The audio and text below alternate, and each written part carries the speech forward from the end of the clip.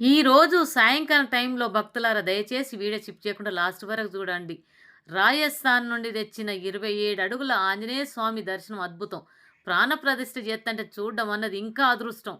ఇది అద్భుతం ఏ భక్తుని దగ్గర చేరుతదో తెలీదు గానీ, ప్రతి భక్తుని దగ్గర చేరిందంటే వాళ్ళ జన్మ ధన్యమైనట్టే. ఆంజనేయ స్వామి వాళ్ళకి తోడుగా ఉంటేనే వాళ్ళ దగ్గర చేరుతది. చూసి దర్శనం చేసుకొని మనస్ఫూర్తిగా వేడుకోండి.